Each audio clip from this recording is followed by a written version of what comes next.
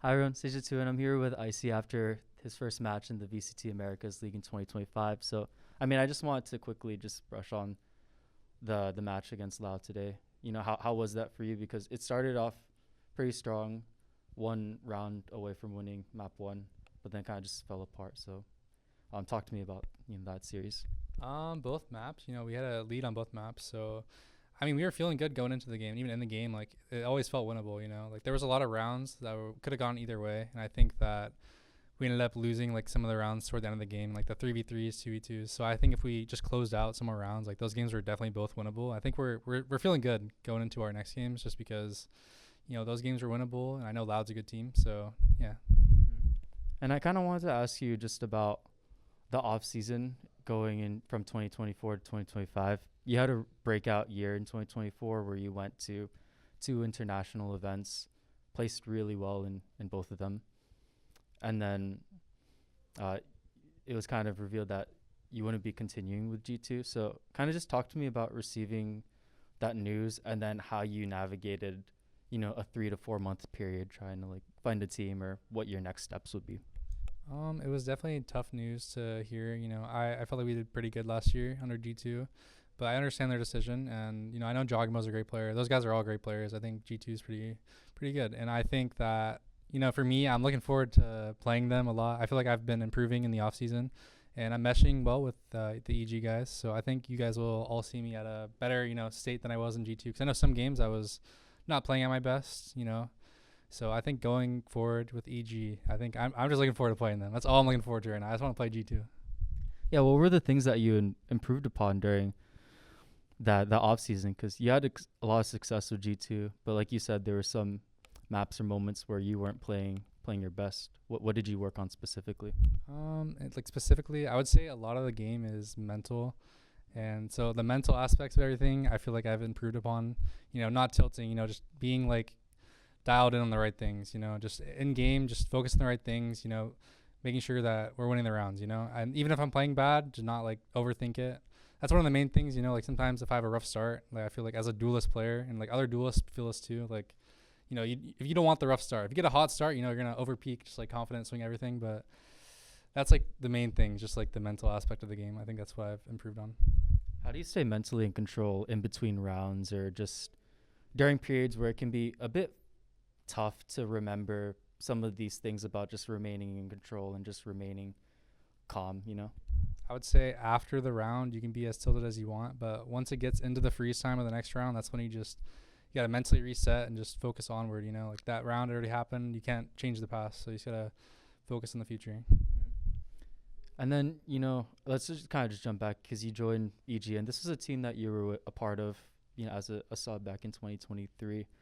Um, Talk to me just about being back with this organization, and then kind of just what's it like being part of this team again, but then kind of on the main squad. Are there any differences you notice in the day to day? I would say EG definitely gets a lot of backlash, or did, when they won champions, the org itself. But I think I've had great experiences with EG and the people running EG. Everybody's good over here. I enjoy playing under EG. They deserve to win. I'm about to get them.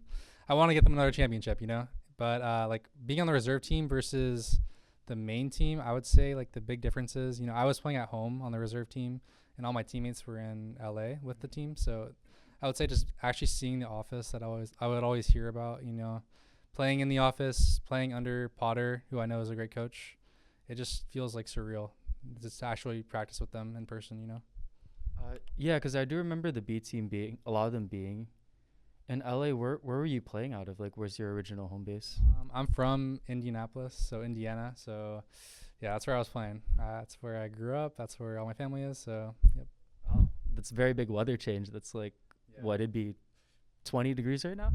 I don't even know. It's cold. I know they got a lot of snow. So Yeah, no, so you're not gonna really find snow here for the most part. But going from G2 to EG, on that team there was kind of that core that's been together for years, and then here you have a core that's been together for like a year, I'd say.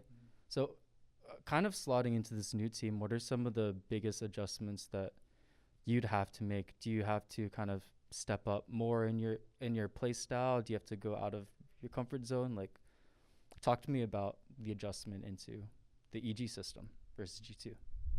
Adjusting in the EG system.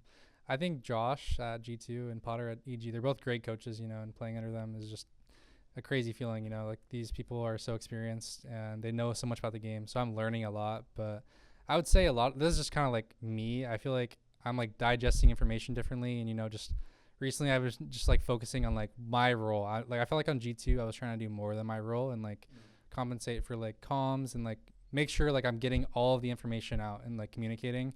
But I feel like with EG, I'm just focusing on my crosshair and just shooting like Potter tells me. So whatever coach says, I'll listen. Well, that aspect of kind of trying to overstep what you're comfortable with on G2, was that primarily just being this new player this in your rookie season, or was that kind of just feeling like you needed to be a star? Like, why do you feel like you had to overstep compared to, now where you feel very comfortable with just nailing the fundamentals? It's not even like being a star, but I would say it's just like, I guess it is the experience of like, I was inexperienced, I would always play and just make sure that I'm calming all the information I see. I'm taking a fight, but I'm still calming. So one of the main things for me is just not communicating while I'm talking, not communicating while I'm shooting. Like if I have a kill, I need to get that kill, and that's my job as the duelist. So I think it was the experience that was lacking on G2, and that was just something that I would, sometimes do. And then just moving forward in the 2025 season, what are some goals or benchmarks that you've kind of had for this year?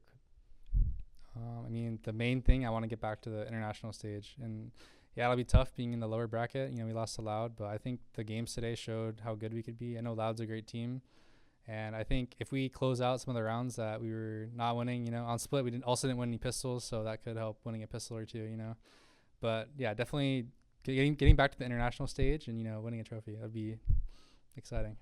Awesome. Thank you, IC.